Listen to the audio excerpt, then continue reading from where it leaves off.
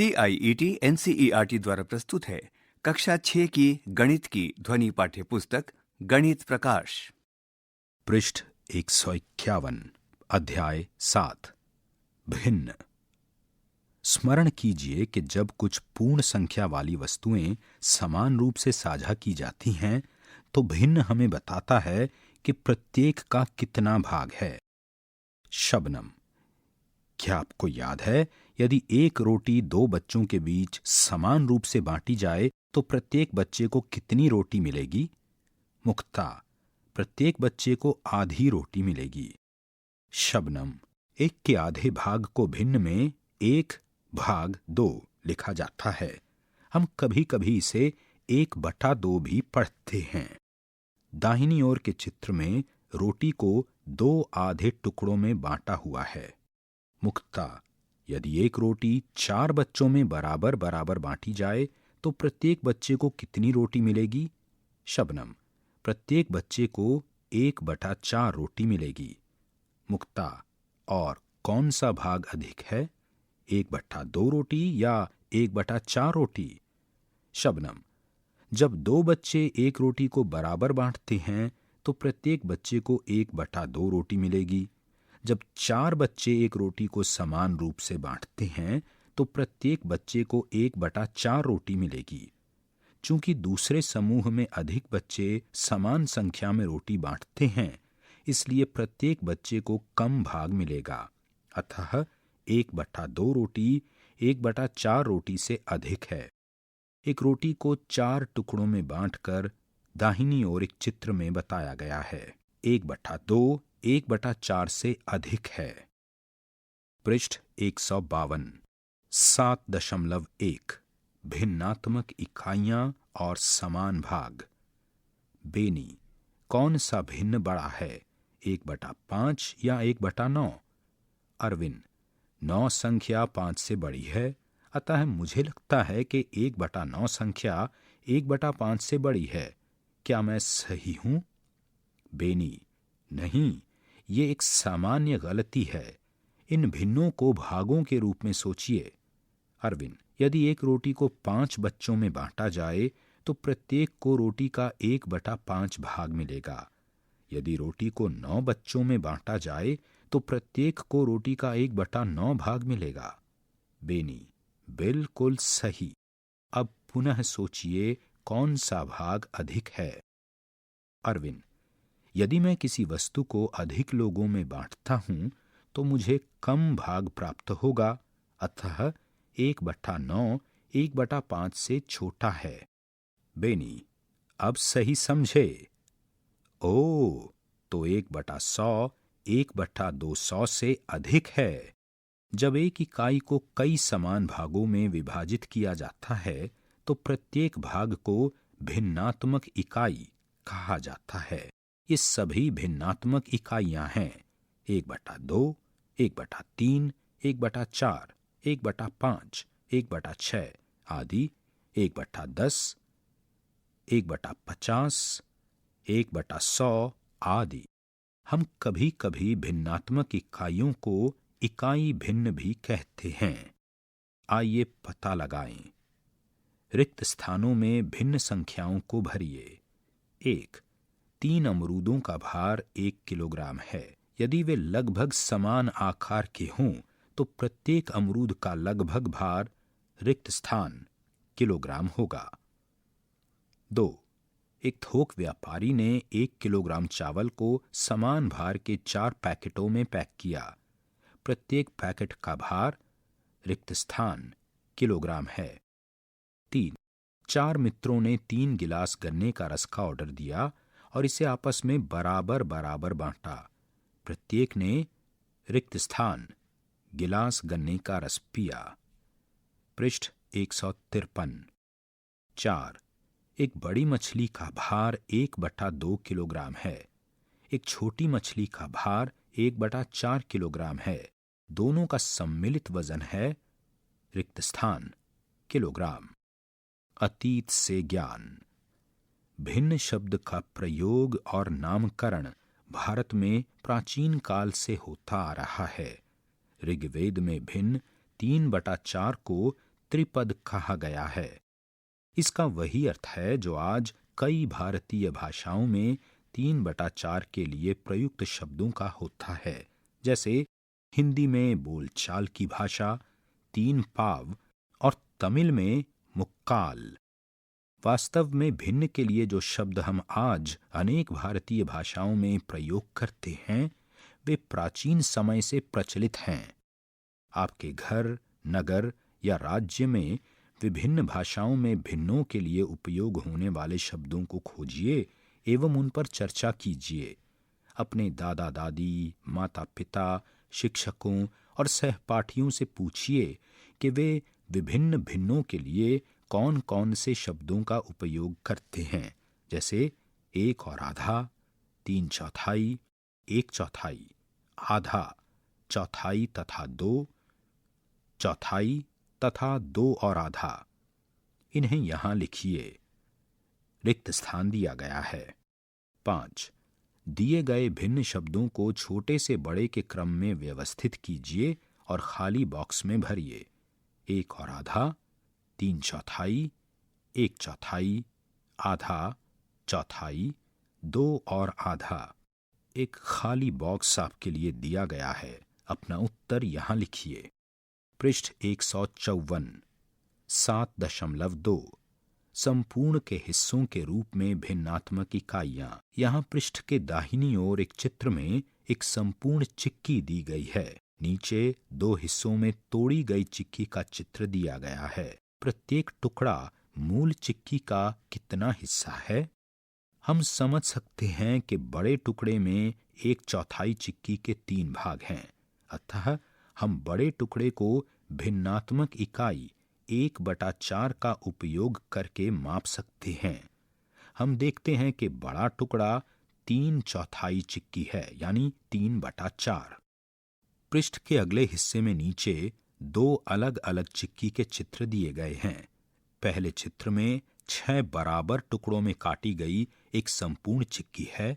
दूसरे चित्र में अन्य तरीके से 6 बराबर टुकड़ों में काटी गई एक संपूर्ण चिक्की है। एक संपूर्ण चिक्की को विभिन्न तरीकों से 6 बराबर भागों में बांटने पर हमें अलग अलग आकारों के 1/6 चिक्की के टुकड़े मिलते हैं। क्या वे समान आकार के हैं? पृष्ठ 155, यहां दी गई चिक्की की भिन्नात्मक इकाई क्या है? पृष्ठ पर ऊपर एक संपूर्ण चिक्की का चित्र है। दाहिनी ओर चित्र में बताया गया है कि हमें चिक्की को 3 बराबर भागों में बांटने पर यह टुकड़ा मिलता है। अतः ये 1/3 चिक्की है। आइए पता लगाएं। यहां दिए गए चित्र एक संपूर्ण चिक्की की विभिन्न भिन्नात्मक इकाइयां दर्शाते हैं। प्रत्येक टुकड़ा पूरी चिक्की का कितना भाग है? ए से एच तक यहां अलग अलग 8 आकृतियां दी गई हैं, जिसमें चिक्की के अलग अलग आकार के टुकड़े अलग अलग भाग बताते हैं। पृष्ठ 156, 7.3 भिन्नात्मक इकाइयों द्वारा मापना। एक कागज की पट्टी लीजिए। हम इस कागज की पट्टी को 1 इकाई लंबा मानेंगे। यह चित्र में कागज की पट्टी दी गई है। पट्टी को 2 समान भागों में मोड़िए और फिर पट्टी को पुनः खोलें। पट्टी की लंबाई को 1 इकाई मानते हुए मोड़ के निशान यानी क्रीज द्वारा बनाई गई पट्टी के 2 नए भागों की लंबाइयां क्या हैं? यहां दिए गए चित्र में ये साफ बताया गया है। पूर्व में मोड़ी गई पट्टी को यदि पुनः 2 समान भागों में मोड़ें तो आपको क्या प्राप्त होगा? अब आपको 4 समान भाग मिलेंगे। ये यहां अगले चित्र में बताया गया है। 1/4, 1/4 का 2 गुना 2/4, 1/4 का 3 गुना 3/4, 1/4 का 4 गुना 4/4, यानी पूरी की पूरी मोड़ी गई पट्टी की लंबाई। इसे पुनः दोहराएं। रिक्त बॉक्स को भरिए। पृष्ठ 157, यहाँ पृष्ठ पर ऐसी ही कागज की एक पट्टी दी गई है और आपको पुरानी प्रक्रिया को दोहराना है और रिक्त बॉक्स को भरना है। कागज की इस पट्टी को 8 बराबर भागों में बांटा गया है, जो चित्र से पता चल रहा है। 1/8 सबसे छोटा हिस्सा है। 1/8 का 2 गुना। आपकी जानकारी के लिए यहाँ कुछ संख्याएं दी गई हैं, जैसे 1/8 का 2 गुना, 1/8 का 4 गुना, 1/8 का 6 गुना, 1/8 का 8 गुना, जो है 8/8 यानी 1। भिन्नात्मक मात्राओं को भिन्नात्मक इकाइयों का उपयोग करके मापा जा सकता है। एक अन्य उदाहरण लेते हैं। यहाँ वृत्त का एक चिन्ह एक संपूर्ण रोटी प्रदर्शित करता है। यहाँ एक सारणी दी गई है जिसकी पहली पंक्ति में कुछ चिन्ह हैं, दूसरी पंक्ति में उनकी संख्याएं। आधा बराबर 1 गुना आधा, आधा जमा आधा बराबर 2 गुना आधा, आधा जमा आधा बराबर 3 गुना आधा, आधा जमा आधा बराबर 4 गुना आधा, आधा जमा आधा बराबर 5 गुना आधा। हम भिन्नात्मक इकाइयों को एक साथ एकत्र कर बता सकते हैं कि कुल कितनी मात्रा है। पृष्ठ 158। आइए पता लगाएं। 1/2 की इस तालिका को 2 और चरणों तक जारी रखें। 2.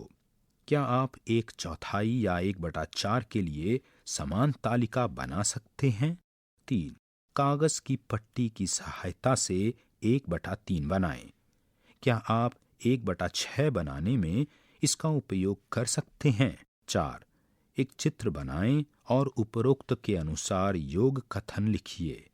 A 1/4 रोटी का 5 गुना, B 1/4 रोटी का 9 गुना।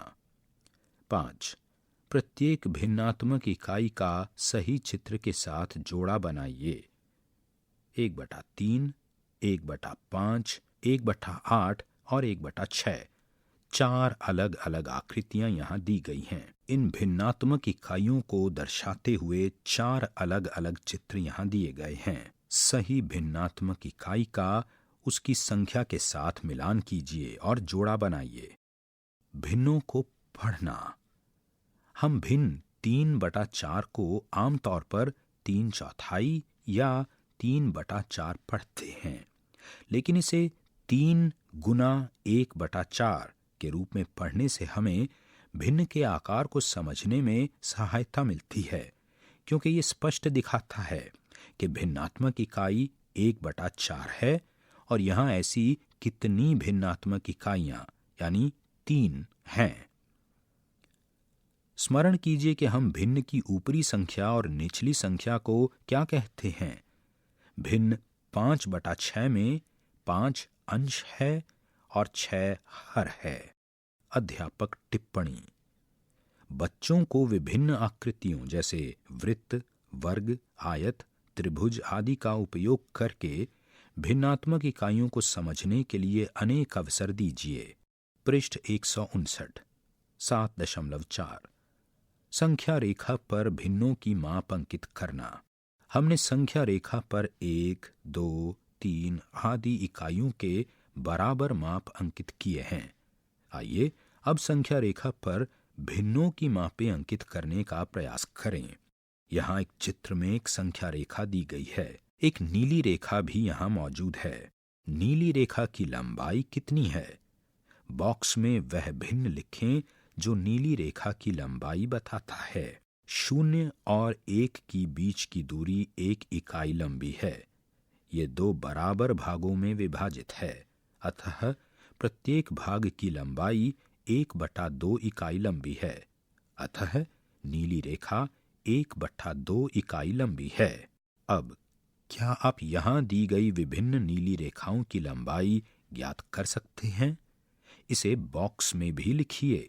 चित्र में एक संख्या रेखा दी गई है 1। यहाँ भिन्नात्मक इकाई 1 इकाई की लंबाई को 3 बराबर भागों में विभाजित कर रही है। नीली रेखा की लंबाई बताने वाले भिन्न को संबंधित बॉक्स में अथवा अपनी कॉपी में लिखिए। 2। यहाँ एक इकाई को 5 बराबर भागों में बांटा गया है, जैसा कि संख्या रेखा हमें बताती है। नीली रेखाओं की लंबाई बताने वाली भिन्न को संबंधित बॉक्स में अथवा अपनी नोटबुक यानी कॉपी में लिखिए। 3. अब एक इकाई को 8 बराबर भागों में बांटा गया है। उचित भिन्नों को अपनी नोटबुक यानी कॉपी में लिखिए। पृष्ठ 160। आइए पता लगाएं। 1. संख्या रेखा पर 1/10, 3/10 और 4/5 लंबाई की रेखाओं को दर्शाइए। 2. अपनी पसंद की 5 और भिन्नों को लिखिए और उन्हें संख्या रेखा पर दर्शाइए। 3. 0 और 1 के मध्य कितनी भिन्न होती हैं? सोचिए, अपने सहपाठियों से चर्चा कीजिए और अपना उत्तर लिखिए। 4. यहाँ चित्र में दर्शाई गई नीली रेखा और काली रेखा की लंबाई क्या है? 0 और 1 के मध्य की दूरी 1 इकाई लंबाई है और ये 2 बराबर भागों में विभाजित की गई है, अतः प्रत्येक भाग की लंबाई 1/2 है। इसलिए नीली रेखा 1/2 इकाई लंबी है। काली रेखा की लंबाई बताने वाली भिन्न को बॉक्स में लिखिए, खाली जगह दी गई है। 5. काली रेखाओं की लंबाई बताने वाली भिन्नों को संबंधित बॉक्स में लिखिए। यहाँ एक संख्या रेखा दी गई है जिस पर 4 अलग अलग काली रेखाएं हैं। संख्या रेखा 0 से शुरू होकर 1 से होते हुए 2 तक जाती है। इसे छोटे छोटे हिस्सों में बांटा गया है, जैसे 1/5, 2/5, 3/5, 4/5। 4 खाली बॉक्स आपके उत्तर के लिए दिए गए हैं। अध्यापक टिप्पणी: इन रेखाओं को श्याम पट्ट पर अंकित कीजिए और विद्यार्थियों से उनकी नोटबुक यानी कॉपी में उत्तर लिखने के लिए कहिए। पृष्ठ 161। 7.5 मिश्रित भिन्न, 1 से बड़ी भिन्नें। आपने अभी संख्या रेखा पर कुछ भिन्नों को अंकित किया था। क्या आपने देखा कि सभी नीली रेखाओं की लंबाई 1 से कम थी और सभी काली रेखाओं की लंबाई 1 से अधिक थी? उन सभी भिन्नों को लिखिए जिन्हें आपने पहले संख्या रेखा पर अंकित किया था। आइए अब इन भिन्नों को 2 समूहों में वर्गीकृत करें। यहाँ एक सारणी है जिसमें 2 स्तंभ हैं, 1 इकाई से छोटी लंबाई, 1 इकाई से बड़ी लंबाई। क्या आपने ध्यान दिया कि 1 इकाई से बड़ी भिन्नों में कुछ बातें समान हैं? 1 इकाई से छोटी सभी भिन्नों में अंश हर से छोटा है, जबकि 1 इकाई से बड़ी भिन्नों में अंश हर से बड़ा है। हम जानते हैं कि 3/2, 5/2 और 7/2 सभी 1 इकाई से बड़ी हैं, किंतु क्या हमने ध्यान दिया कि उनमें कितनी पूर्ण इकाइयां हैं? 3/2 बराबर 1/2 जमा 1/2 जमा 1/2 बराबर 1 जमा 1/2। 5/2 बराबर 1/2 जमा 1/2 जमा 1/2 जमा 1/2 जमा 1/2 बराबर 2 जमा 1/2। पृष्ठ के निचले हिस्से में एक छात्रा आपको बता रही है, मैं जानती हूं कि 1/3 जमा 1/3 जमा 1/3 बराबर 3/3 बराबर 1। यदि मैं एक और 1/3 जोड़ती हूं तो मुझे 1 इकाई से अधिक प्राप्त होगा, अतः 4/3 1 से अधिक है। पृष्ठ 162। आइए पता लगाएं। 1. 7/2 में कितनी पूर्ण इकाइयां हैं? 2. 4/3 और 7/3 में कितनी पूर्ण इकाइयां हैं? 1 से बड़ी भिन्नों को मिश्रित संख्याओं के रूप में लिखना। हमने ध्यान दिया कि 3/2 बराबर 1 जमा 1/2। इसी प्रकार हम अन्य भिन्नों को भी लिख सकते हैं। उदाहरण के लिए 4/3 बराबर 1/3 जमा 1/3 जमा 1/3 जमा 1/3 बराबर 1 जमा 1/3। 3 गुणा 1/3 बराबर 1 होता है। आइए पता लगाएं। 1. यहाँ दी गई भिन्नों में से प्रत्येक में पूर्ण इकाइयों की संख्या ज्ञात कीजिए। A. 8/3, बी 11/5, सी 9/4। हमने देखा 8/3 बराबर 2 जमा 2/3। यहाँ 8/3 भिन्न है, जबकि 2 जमा 2/3 मिश्रित संख्या। इस प्रकार इस संख्या को 2 और 2/3 भी कहा जाता है। हम इसे 2 2/3 के रूप में लिखते हैं। 2. क्या एक से बड़े सभी भिन्नों को इस प्रकार से मिश्रित संख्या के रूप में लिख सकते हैं? एक मिश्रित संख्या या मिश्रित भिन्न में एक पूर्ण संख्या होती है जो पूर्ण भाग कहलाता है, और एक वो भिन्न जो कि एक से कम होता है जो भिन्नात्मक भाग कहलाता है। 3. इन भिन्नों को मिश्रित भिन्न के रूप में लिखिए। उदाहरणार्थ 9/2 बराबर 4/1/2। ए 9/2, बी 9/5, सी 21/19, डी 47/9, ई 12/11, एफ 19/6। पृष्ठ 163। यहाँ पृष्ठ के ऊपरी हिस्से में एक चित्र है जिसमें 2 छात्राएं एक दूसरे से कुछ सवाल जवाब कर रही हैं। पहली छात्रा ने पूछा, क्या हम एक मिश्रित संख्या यानी मिश्रित भिन्न को सामान्य भिन्न के रूप में लिख सकते हैं? दूसरी छात्रा ने जवाब दिया, हाँ, मैंने मिश्रित संख्या को भिन्न के रूप में लिखने का तरीका ढूंढ निकाला है। जया कहती है, मैं जानती हूं जब मेरे पास 3 जमा 3/4 हैं, इसका अर्थ है 1 जमा 1 जमा 1 जमा 3/4। 1 बराबर 1/4 जमा 1/4 जमा 1/4 जमा 1/4। तो मुझे प्राप्त होता है कोष्ठकों में 1/4 जमा 1/4 जमा 1/4 जमा 1/4 जमा कोष्ठकों में 1/4 जमा 1/4 जमा 1/4 जमा 1/4 जमा कोष्ठकों में 1/4 जमा 1/4 जमा 1/4 जमा 1/4 जमा कोष्ठकों में 1/4 जमा 1/4 जमा 1/4 बराबर 15/4।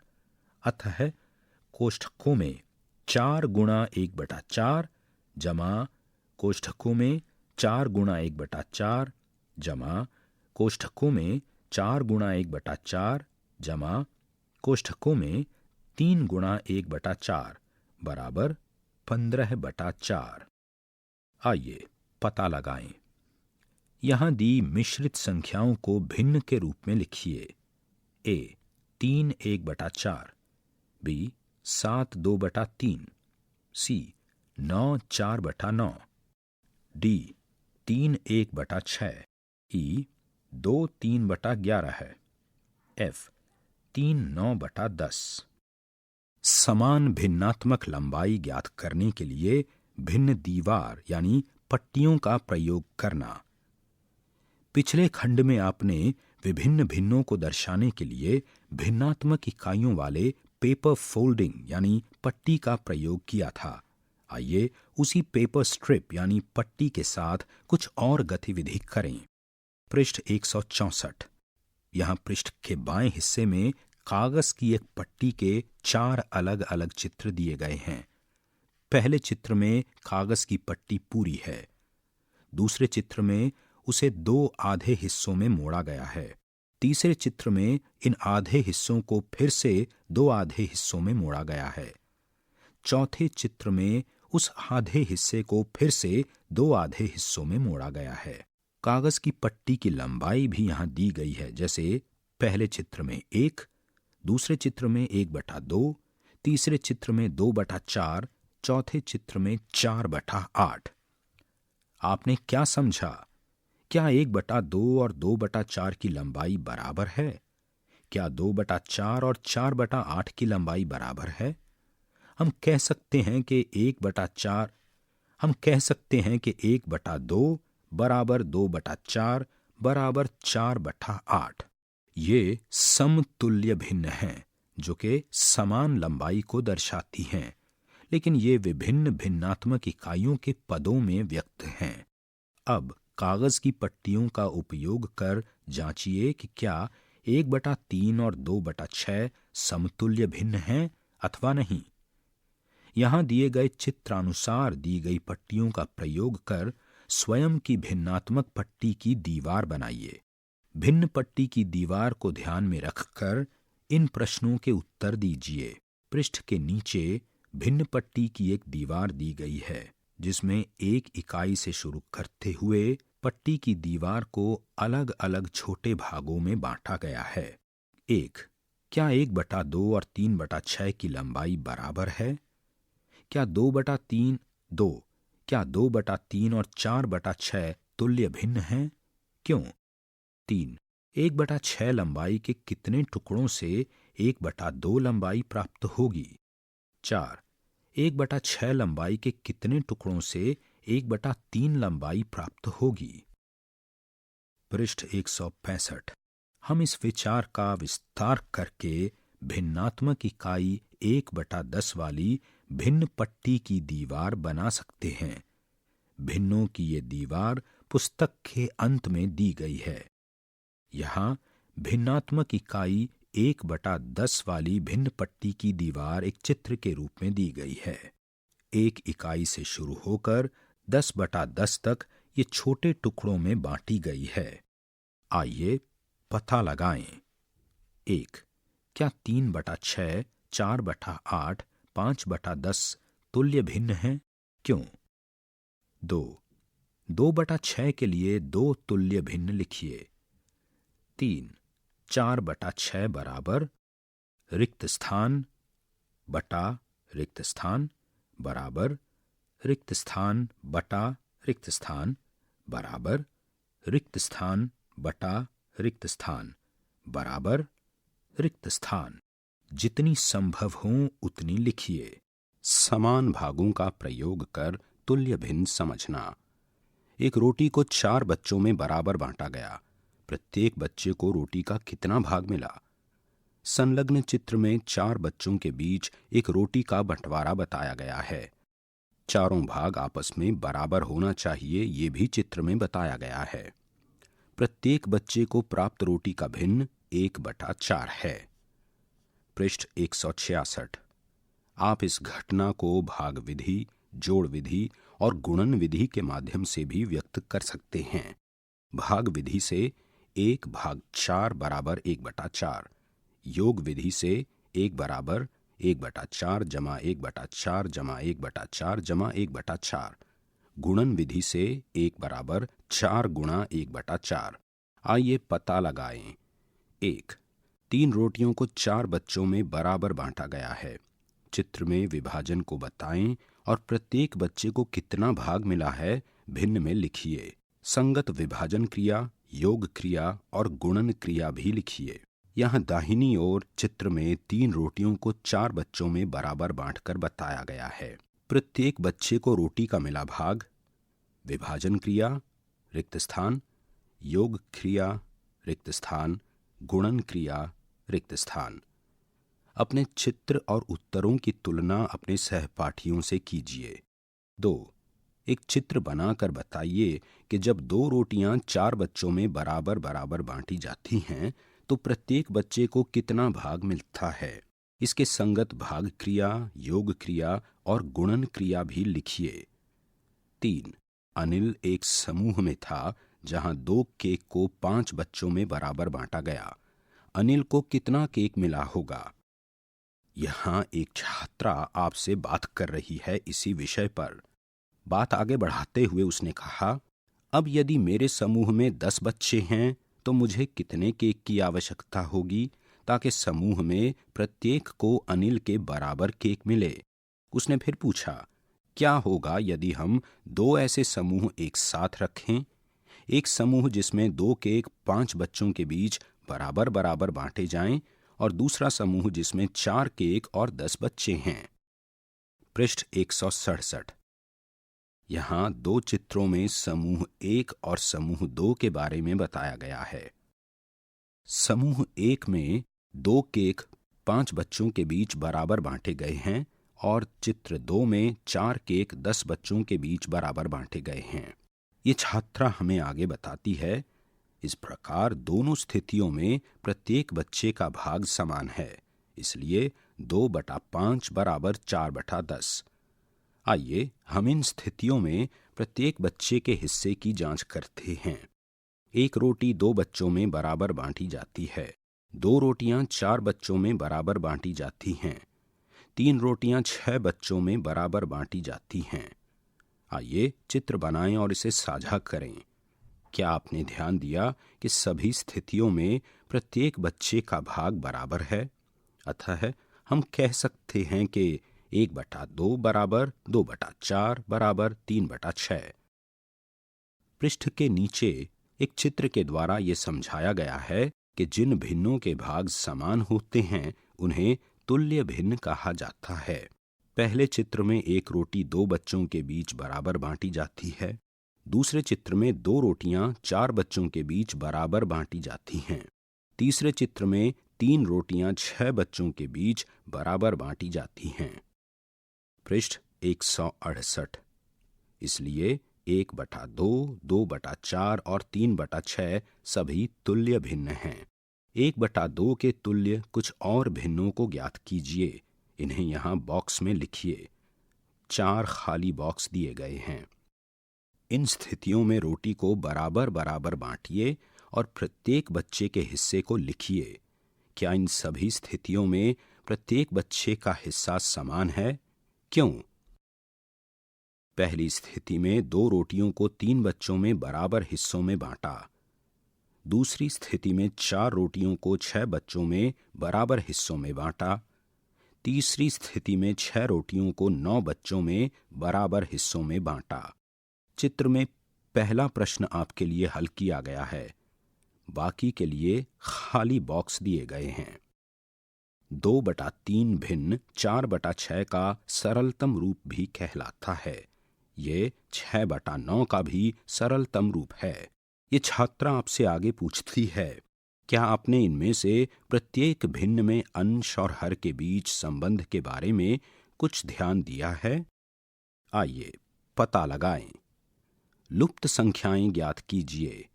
ए 4 मित्रों के बीच बराबर बराबर बांटा गया 5 गिलास जूस। 8 दोस्तों के बीच बराबर बराबर बांटे गए रिक्त स्थान गिलास जूस के समान है। अतः 5/4 बराबर रिक्त स्थान बटा 8। बी 4 किलोग्राम आलू को बराबर बराबर 3 थैलों में भरा गया। ऐसे ही 12 किलोग्राम आलू को समान रूप से भरने के लिए रिक्त स्थान थैलों की आवश्यकता होगी। अतः 4/3 बराबर 12 बटा रिक्त स्थान। पृष्ठ 169। सी 5 बच्चों के बीच बराबर बांटी गई 7 रोटियां और रिक्त स्थान बच्चों के बीच बराबर बांटी गई रिक्त स्थान रोटियां समान होंगी। अतः 7/5 बराबर रिक्त स्थान बटा रिक्त स्थान। किस समूह में प्रत्येक बच्चे को अधिक चिक्की प्राप्त होती है? एक चिक्की को 2 बच्चों में बराबर बांटा जाए या 5 चिक्कियों को 8 बच्चों में बराबर बांटा जाए? मुक्ता, इसके लिए हमें 1/2 और 5/8 के बीच तुलना करनी चाहिए कि कौन अधिक है। शबनम, ठीक है, हमने देखा कि 1/2 बराबर 4/8 है और स्पष्टतः 4/8 5/8 से कम है। इसलिए जिन बच्चों के लिए 5 चिक्की को 8 बच्चों में बराबर बांटा जाता है उन्हें उन बच्चों से अधिक मिलेगा जिनके लिए 1 चिक्की को 2 बच्चों में बराबर बांटा जाता है। दूसरे समूह के प्रत्येक बच्चे को अधिक चिक्की मिलेगी। यहाँ दिए समूह के विषय में क्या कहेंगे? किस समूह में प्रत्येक बच्चे को अधिक हिस्सा मिलेगा? 1 चिक्की को 2 बच्चों में बराबर बांटा जाए या 4 चिक्कियों को 7 बच्चों में बराबर बांटा जाए? शबनम, इस बार किस समूह के बच्चों को अधिक चिक्की मिलेगी? मुक्ता, हमें 1/7 और 4/7 की तुलना करनी चाहिए। अब 1/2 गुणा 4/4 बराबर 4/8। अतः 1/2 बराबर 4/8। शबनम: लेकिन आपने अंश और हर को पुनः 4 से गुणा क्यों किया? मुक्ता: तुम देखोगी। मुक्ता ने आगे समझाया, जब 4 चिक्कियों को 7 बच्चों में बराबर बांटा जाता है तो प्रत्येक को 4/7 चिक्की मिलेगी। जब 4 चिक्कियों को 8 बच्चों में बराबर बांटा जाता है तो प्रत्येक को 4/8 चिक्की मिलेगी। अतः 4/7 4/8 से अधिक है। पृष्ठ 170। पृष्ठ के ऊपर मुक्ता और शबनम की बातचीत जारी है। मुक्ता ने आगे कहा, यदि बांटी जाने वाली इकाइयों की संख्या समान है लेकिन जिन बच्चों के बीच बांटी जानी है उनकी संख्या अधिक है तो भाग कम होगा। आगे मुक्ता ने कहा, इसलिए 4/7 4/8 से अधिक है और 4/8 1/2 के बराबर है। अतः 4/7 1/2 से बड़ा है। अब मैं समझी कि तुमने अंश और हर को 4 से गुणन क्यों किया। मान लीजिए कि बच्चों की संख्या समान रखी गई है किंतु बांटी जाने वाली इकाइयों की संख्या बढ़ गई। अब आप प्रत्येक बच्चे को मिलने वाले हिस्से के विषय में क्या कहेंगे? क्यों? चर्चा कीजिए कि कैसे आपका तर्क ये स्पष्ट करता है कि 1/5 2/5 से कम है, 3/7 4/7 से कम है और 1/2 5/8 से कम है। अब निर्णय कीजिए कि दोनों समूहों में किस समूह के बच्चों को अधिक हिस्सा मिलेगा। 1. समूह 1, 3 गिलास गन्ने के रस को 4 बच्चों में बराबर बांटा गया। समूह 2, 7 गिलास गन्ने के रस को 10 बच्चों में बराबर बांटा गया। 2. समूह 1, 4 गिलास गन्ने के रस को 7 बच्चों में बराबर बांटा गया। समूह 2, 5 गिलास गन्ने के रस को 7 बच्चों में बराबर बांटा गया। कौन से समूहों की तुलना करना आसान है? क्यों? शबनम: पहले 2 समूहों की तुलना करने के लिए हमें भिन्नों 3/4 और 7/10 के तुल्य भिन्न ज्ञात करना है। मुक्ता: क्या ऐसे 6/8 बराबर 3/4 और 21/30 बराबर 7/10? आगे उसने पूछा, क्या ऐसा नहीं है कि जब बच्चों की संख्या समान है तो तुलना करना आसान है? पृष्ठ 171। शबनम: यहां एक शर्त है, 2 भिन्नों के लिए प्रयोग की गई भिन्नात्मक इकाइयां समान होनी चाहिए। जैसे 2/6 और 3/6 दोनों में भिन्नात्मक इकाई 1/6 है, अर्थात हर समान है। किंतु 6/8 और 21/30 में भिन्नात्मक इकाइयां समान नहीं हैं, दोनों में हर असमान हैं। मुक्ता: ठीक है, तो आओ हम तुल्य भिन्न बनाना शुरू करते हैं।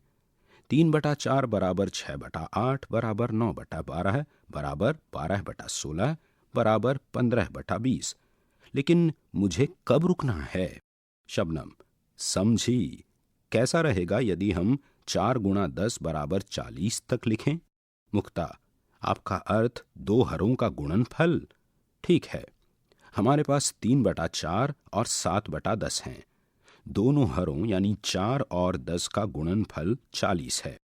3/4 बराबर 6/8 बराबर 9/12 बराबर 12/16 बराबर 15/20 बराबर 18/24 बराबर रिक्त स्थान बराबर 27/36 बराबर 30/40। 7/10 बराबर 14/20 बराबर 21/30 बराबर 28/40। तब तक लिखेंगे जब तक हर 40 न हो जाए। मुक्ता और शबनम की बातचीत जारी है, लेकिन ध्यान रहे कि 15/20 और 14/20 के हर भी समान हैं। हाँ, हमें प्रत्येक भिन्न के लिए केवल समान भिन्नात्मक इकाई प्राप्त करने की आवश्यकता है। शबनम: अतः 3/4 और 7/10 की समान भिन्नात्मक इकाई यानी समान हर के साथ तुल्य भिन्न 30/40 और 28/40 या 15/20 और 40/20 हैं। स्पष्टतया 30/40 28/40 से अधिक है। अतः हम कह सकते हैं कि 3/4 7/10 से अधिक है। पृष्ठ 172। दिए गए भिन्न युग्मों के लिए तुल्य भिन्नों को ज्ञात कीजिए जिसमें भिन्नात्मक इकाइयां समान हों। ए 7/2 और 3/5, बी 8/3 और 5/6, सी 3/4 और 3/5, डी 6/7 और 8/5, ई 9/4 और 5/2, एफ 1/10 और 2/9, जी 8/3 और 11/4, एच 13/6 और 1/9। एक भिन्न को सरलतम रूप में व्यक्त करना। किसी भिन्न के अंश और हर में एक के अतिरिक्त कोई अन्य उभयनिष्ठ गुणनखंड न हो तो भिन्न अपने न्यूनतम या सरलतम रूप में कही जाती है। दूसरे शब्दों में, एक भिन्न को न्यूनतम रूप में कहा जाता है यदि उसका अंश और हर जितना संभव हो उतना छोटे हों। किसी भी भिन्न को न्यूनतम पदों में व्यक्त करने के लिए एक तुल्य भिन्न ज्ञात की जा सकती है जिसका अंश और हर जितना संभव हो उतना छोटा हो। आइए जाने कैसे भिन्न को न्यूनतम पदों में व्यक्त करते हैं। उदाहरण, क्या भिन्न 16/20 न्यूनतम पदों में है? नहीं। संख्या 16 और 20 का उभयनिष्ठ गुणनखंड 4 है। आइए अब 16/20 को न्यूनतम पदों में व्यक्त करते हैं। हम जानते हैं कि 16 अंश और 20 हर दोनों 4 से विभाज्य हैं। अतः 16/4 बटा 20/4 बराबर 4/5। अब 4 और 5 का कोई अन्य उभयनिष्ठ गुणनखंड नहीं है, इसलिए 16/20 का न्यूनतम व्यक्त पद 4/5 है। अतः 4/5 को 16/20 का सरलतम रूप कहा जा सकता है, क्योंकि 4 और 5 का एक के अतिरिक्त कोई उभयनिष्ठ गुणनखंड नहीं है।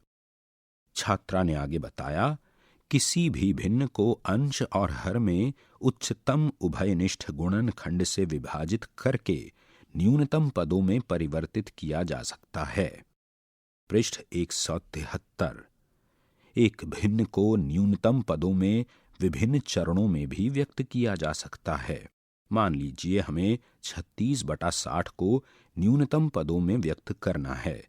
सर्वप्रथम हम जानते हैं कि अंश और हर दोनों सम हैं, अतः हम दोनों को 2 से विभाजित करेंगे और पाएंगे कि 36/60 बराबर 18/30।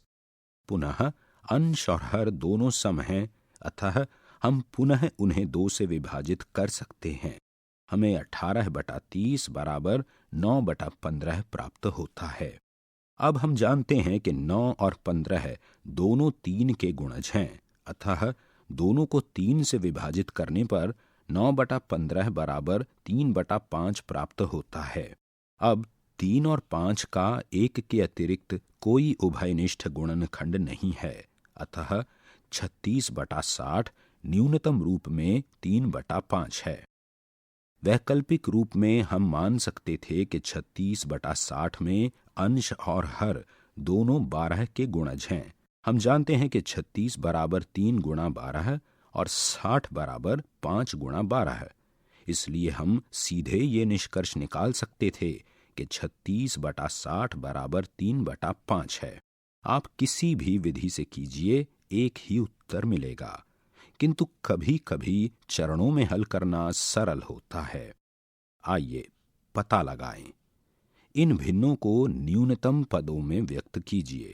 ए 17/51, बी 64/144, सी 126/147, डी 525/112। 7.7 भिन्नों की तुलना। कौन सा भिन्न बड़ा है, 4/5 या 7/9? इस प्रकार के दो भिन्नों की सीधे तुलना करना कठिन हो सकता है।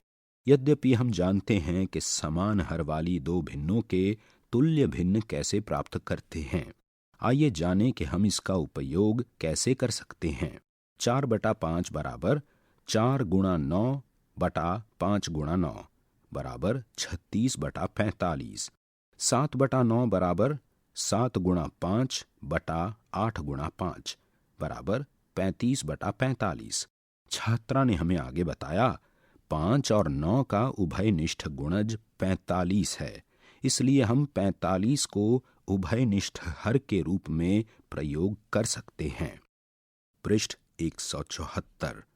स्पष्टतः 36/45 35/45 से अधिक है, अतः 4/5 7/9 से अधिक है। आइए इसे किसी अन्य युग्म 7/9 और 17/21 के लिए प्रयास करें। 9 और 21 का उभयनिष्ठ गुणज 63 है, तो हम लिख सकते हैं 7/9 बराबर 7 × 7 बटा 9 × 7 बराबर 49/63। 17/21 बराबर 17 × 3 बटा 21 × 3 बराबर 51/63। स्पष्टतः 49/63 51/63 से छोटा है या कम है, अतः 7/9 17/21 से कम है। संक्षेप में 2 या 2 से अधिक भिन्नों की मापों की तुलना के चरण। चरण 1, दिए गए भिन्नों को तुल्य भिन्नों में बदलें ताकि उन सभी को समान हर या समान भिन्नात्मक इकाई में परिवर्तित किया जा सके। चरण 2, अब केवल अंशों की तुलना कर तुल्य भिन्नों की तुलना कीजिए, अर्थात प्रत्येक में कितनी भिन्नात्मक इकाइयां हैं। आइए पता लगाएं। 1, यहां दिए भिन्नों की तुलना कीजिए और अपने उत्तर का कारण बताइए। ए 8/3 5/2, बी 4/9 3/7, सी 7/10 9/14, डी 12/5 8/5, ई 9/4 5/2। 2, यहां दिए भिन्नों को आरोही क्रम में लिखिए। ए 7/10 11/15 2/5, बी 19/24 5/6 7/12। 3, इन भिन्नों को अवरोही क्रम में लिखिए। ए 25/16 7/8 13/4 17/32, बी 3/4 12/5 7/12 5/4। पृष्ठ 175। 7.8 भिन्नों को जोड़ना और घटाना। मीना के पिता ने कुछ चिक्की बनाई। मीना ने इसका आधा भाग खाया यानी 1/2 और उसके छोटे भाई ने इसका 1/4 भाग खाया। मीना और उसके भाई ने मिलकर चिक्की का कितना भाग खाया? यहाँ चित्र में चिक्की दिखाई गई है जिसके 4 भाग किए गए हैं। दाहिनी ओर मीना और उसका भाई खड़े हैं। हम दृश्यीकरण के माध्यम से उत्तर तक पहुंच सकते हैं। चिक्की का एक टुकड़ा लीजिए और इसे पहले इस तरह 2 हिस्सों में बांटिए। ये चित्र में बताया गया है। चित्रानुसार मीना ने इसका आधा भाग खाया। चित्र में मीना द्वारा खाया गया भाग बताया गया है। अब शेष बचे हिस्से को पुनः 2 भागों में बांटें जैसा कि चित्र में बताया गया है। इनमें से प्रत्येक टुकड़ा संपूर्ण चिक्की का 1/4 है। जैसा कि चित्र में बताया गया है कि मीना के भाई ने संपूर्ण चिक्की का 1/4 भाग खाया। यहाँ चित्र में भाई द्वारा खाया गया और मीना द्वारा खाया गया चिक्की का भाग साफ बताए गए हैं। कुल खाई गई चिक्की है 1/2 मीना के द्वारा और 1/4 उसके भाई द्वारा। कुल खाई गई चिक्की भी एक चित्र में साफ बताई गई है। कुल खाई गई चिक्की बराबर 1/2 + 1/4 बराबर 1/4 + 1/4 + 1/4 बराबर 3 × 1/4 बराबर 3/4। संपूर्ण चिक्की का कितना भाग शेष बचा? पृष्ठ 176। समान हर या समान भिन्नात्मक इकाई वाले भिन्नों का योग यानी जोड़। उदाहरण 2/5 और 1/5 का योग ज्ञात कीजिए। आइए दोनों को आयताकार पट्टी यानी स्ट्रिप द्वारा दर्शाते हैं।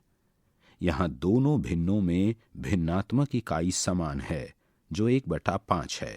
इसलिए प्रत्येक पट्टी को 5 बराबर भागों में बांटा जाएगा। अतः 2/5 को इस प्रकार बताया जाएगा। यहाँ आयताकार पट्टी द्वारा ये बताया गया है। और 1/5 को इस प्रकार बताया जाएगा। पुनः उसी पट्टी पर 1/5 को भी बताया गया है। दोनों भिन्नों का योग छायांकित भागों की कुल संख्या ज्ञात करने के समान है, जो प्रत्येक समान भिन्नात्मक इकाई 1/5 को दर्शाता है। इस स्थिति में कुल छायांकित भाग 3 हैं। चूंकि प्रत्येक छायांकित भाग भिन्नात्मक इकाई 1/5 को दर्शाता है, हम जानते हैं कि 3 छायांकित भाग मिलकर भिन्न 3/5 को व्यक्त करता है। अतः 2/5 जमा 1/5 बराबर 3/5। ये उसी पट्टी पर बताया गया है। उदाहरण 4/7 और 6/7 का योग ज्ञात कीजिए। आइए पुनः दोनों को आयताकार पट्टी द्वारा दर्शाते हैं। यहाँ दोनों भिन्नों में भिन्नात्मक इकाई समान है, अर्थात 1/7। अतः प्रत्येक पट्टी को 7 बराबर भागों में बांटेंगे। तब 4/7 को इस प्रकार दर्शाया जाएगा। यहाँ चित्र में 4/7 को पट्टी पर बताया गया है। छायांकित हिस्सा 4/7 है। पृष्ठ 177 और 6/7 को इस प्रकार दर्शाया जाएगा। उसी पट्टी पर एक चित्र द्वारा 6/7 को छायांकित हिस्से में बताया गया है। इस स्थिति में छायांकित भागों की कुल संख्या 10 है और इसका प्रत्येक छायांकित भाग भिन्नात्मक इकाई 1/7 को दर्शाता है। इसलिए 10 छायांकित भाग मिलकर भिन्न 10/7 को दर्शाते हैं, जैसा कि यहाँ आगे दी गई पट्टी में बताया गया है। याद रखिए, समान भिन्नात्मक इकाई वाले भिन्नों को जोड़ते समय प्रत्येक भिन्न से भिन्नात्मक इकाइयों की संख्या जोड़ेंगे। आगे दी गई पट्टी के छायांकित भाग से समझाया गया है कि 4/7 जमा 6/7 बराबर 10/7 बराबर 1 जमा 3/7 बराबर 1 3/7। इस प्राप्त योग को अगली पट्टी द्वारा चित्र में छायांकित हिस्से से समझाया गया है। संख्या रेखा का प्रयोग कर 4/7 जमा 6/7 को जोड़िए। क्या आपको समान उत्तर मिला? विभिन्न हर या भिन्नात्मक इकाई वाले भिन्नों का योग। उदाहरण 1/4 और 1/3 का योग ज्ञात कीजिए। विभिन्न भिन्नात्मक इकाइयों वाले भिन्नों को जोड़ने के लिए पहले भिन्न को समान हर या समान भिन्नात्मक इकाई वाली तुल्य भिन्नों में बदलेंगे। यहाँ समान हर 3 गुणा 4 बराबर 12 बनाए जा सकते हैं, अर्थात हम भिन्नात्मक इकाई 1/12 वाली तुल्य भिन्न ज्ञात कर सकते हैं। पृष्ठ 178। आइए प्रत्येक दी गई भिन्न के लिए तुल्य भिन्न लिखिए। 1/4 बराबर 1 गुणा 3/4 गुणा 3 बराबर 3/12 है। 1/3 बराबर 1 गुणा 4 बटा 3 गुणा 4 बराबर 4/12 है। अब 3/12 और 4/12 की भिन्नात्मक इकाई समान है, जो कि 1/12 है। अतः 1/4 जमा 1/3 बराबर 3/12 जमा 4/12 बराबर 7/12 है। योग की ये विधि, जो कितनी भी भिन्नों को जोड़ने के लिए काम करती है, सामान्यतः पहली बार ब्रह्मगुप्त द्वारा वर्ष 628 ईस्वी में बताई गई थी। हम भिन्नों के विकास के इतिहास का वर्णन अध्याय में आगे विस्तार से करेंगे।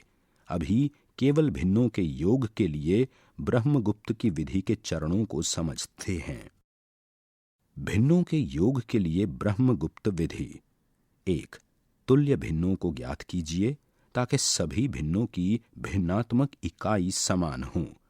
यह हरों का एक उभयनिष्ठ गुणज ज्ञात करके किया जा सकता है। उदाहरणार्थ हरों का गुणनफल या हरों का लघुतम सार्वगुणज। 2. समान भिन्नात्मक इकाई वाली इन तुल्य भिन्नों को जोड़िए।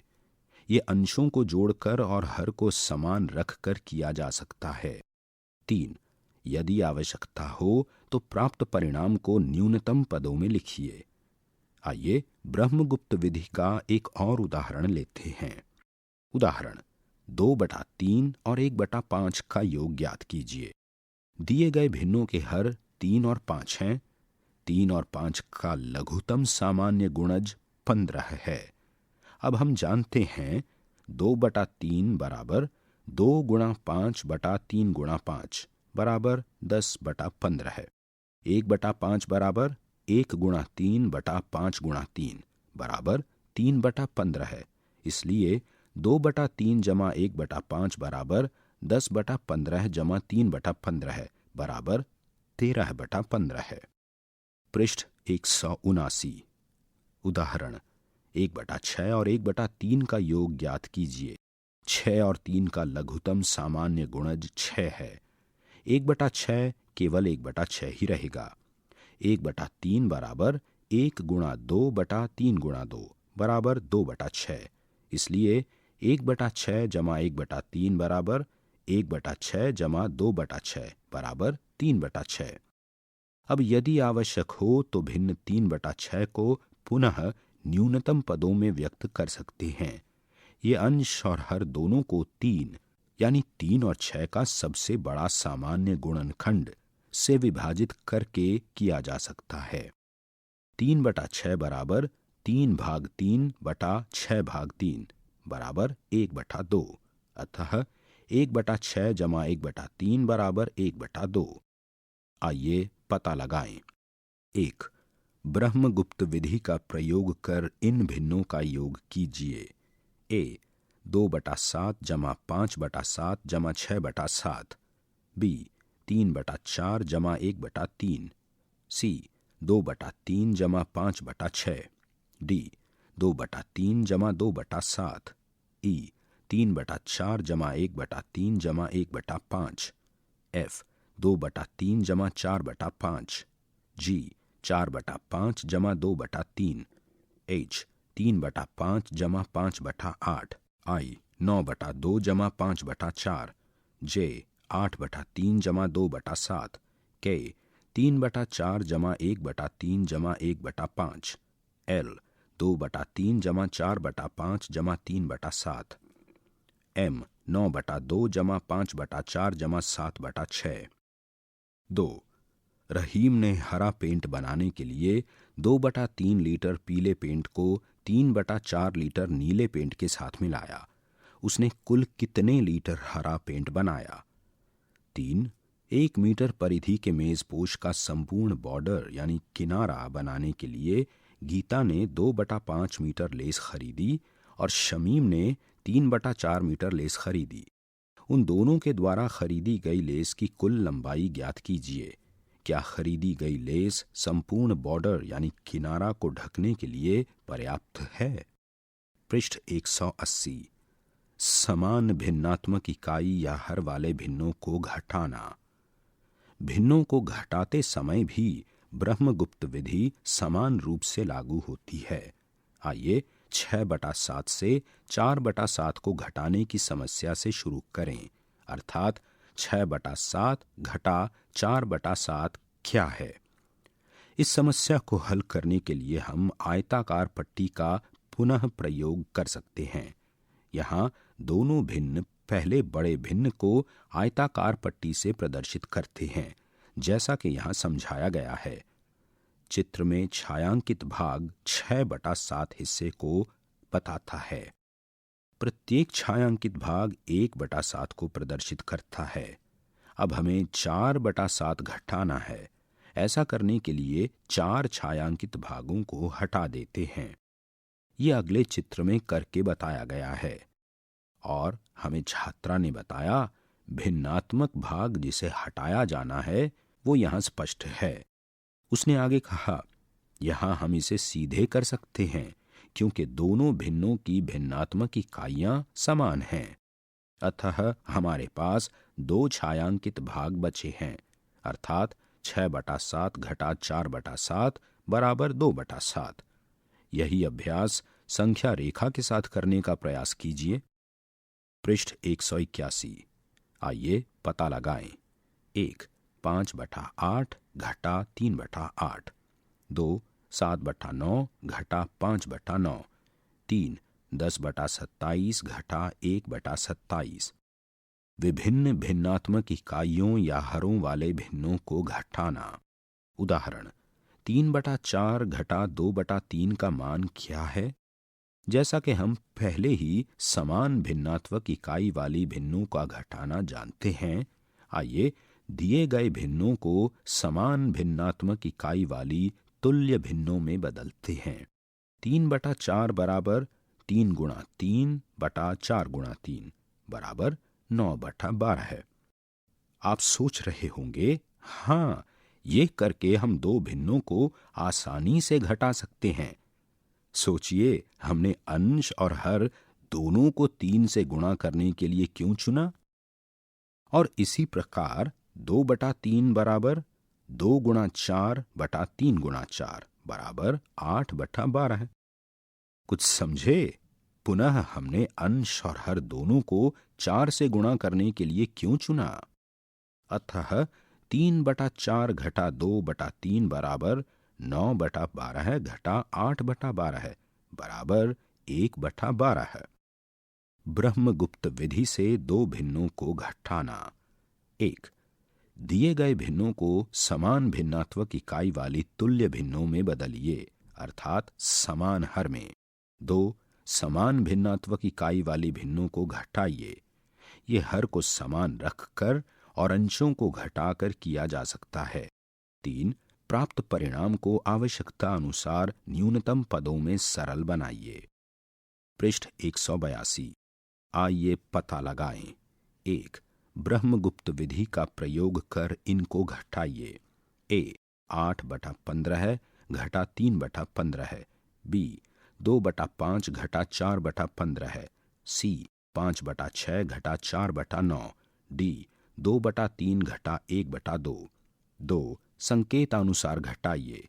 a 13/4 से 10/3, b 18/5 से 23/3, c 29/7 से 45/7। 3 इन प्रश्नों को हल कीजिए। a जया का विद्यालय उसके घर से 7/10 किलोमीटर दूर है। वो प्रतिदिन विद्यालय पहुंचने के लिए 1/2 किलोमीटर ऑटो से जाती है और शेष दूरी पैदल चलकर तय करती है। वो स्कूल पहुंचने के लिए प्रतिदिन कितना पैदल चलती है? b जीविका पार्क का एक पूरा चक्कर लगाने में 10/3 मिनट लेती है और उसकी मित्र नमिता उसी कार्य को करने में 3/4 मिनट का समय लेती है। दोनों में से कौन कम समय में पूरा चक्कर लगाती है और कितना कम समय लेती है? 7.9 एक चुटकी इतिहास। क्या आप जानते हैं कि प्राचीन भारत में भिन्न को क्या कहा जाता था? संस्कृत में भी इसे भिन्न कहा जाता है, जिसका अर्थ है टूटा हुआ। इसे भाग या अंश अर्थात भाग या खंड यानी टुकड़ा भी कहा जाता था। आज हम जिस प्रकार से भिन्न लिखते हैं, उसकी उत्पत्ति भारत में हुई थी।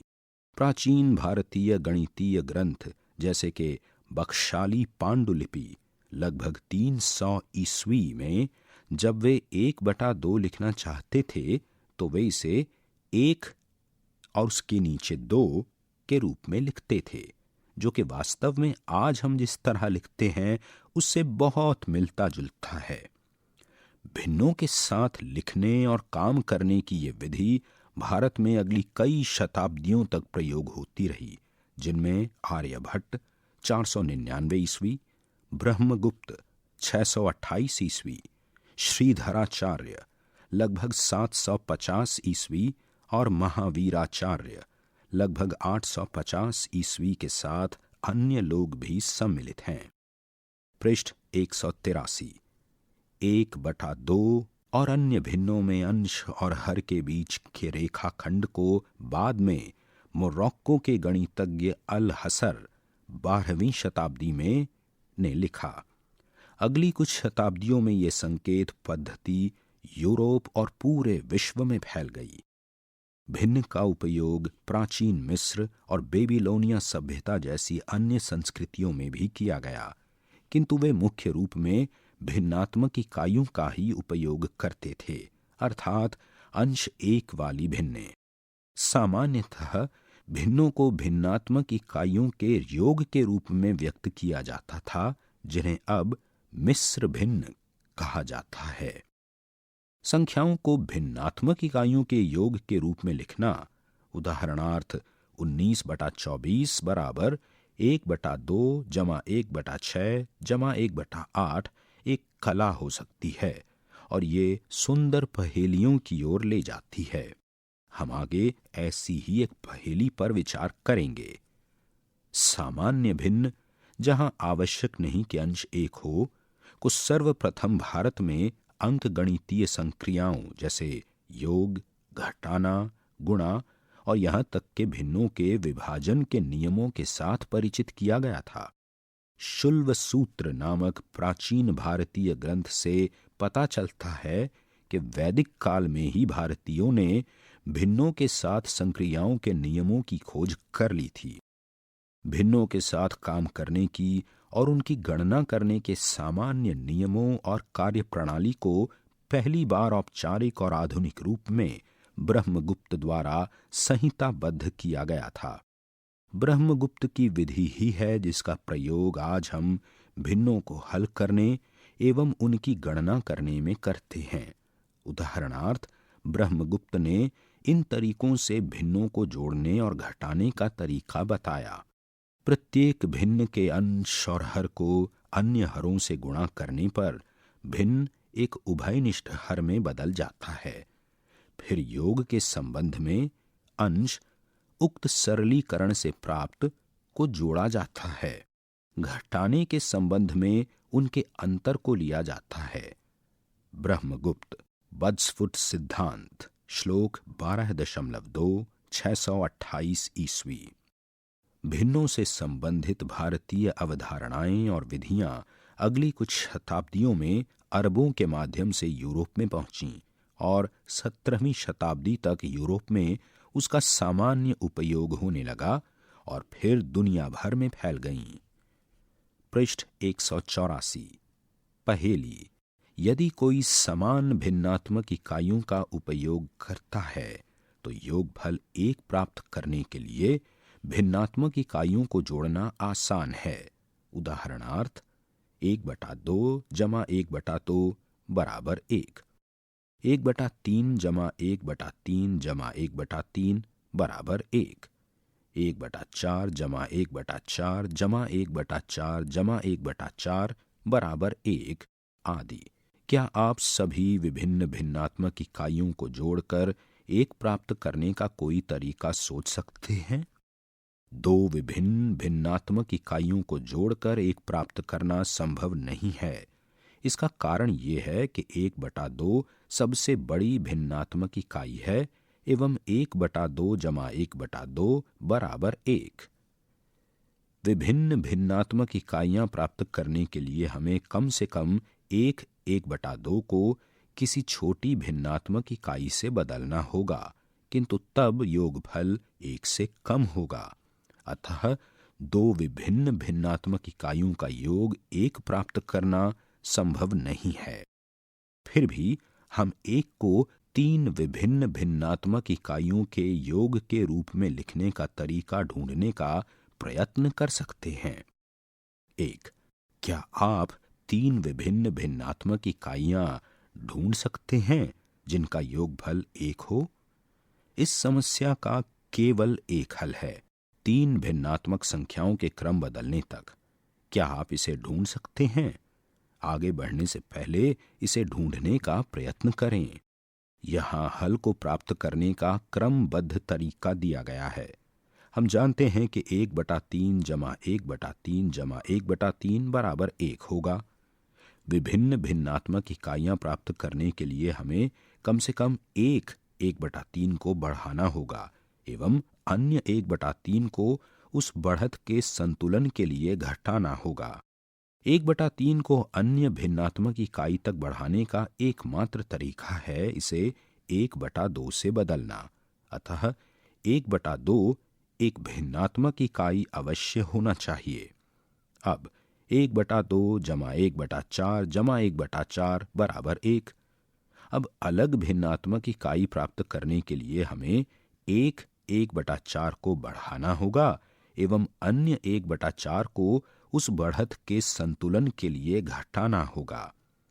अब 1/4 को 1/2 से अलग अन्य भिन्नात्मक इकाई तक बढ़ाने का एकमात्र तरीका है इसे 1/3 से बदलना है।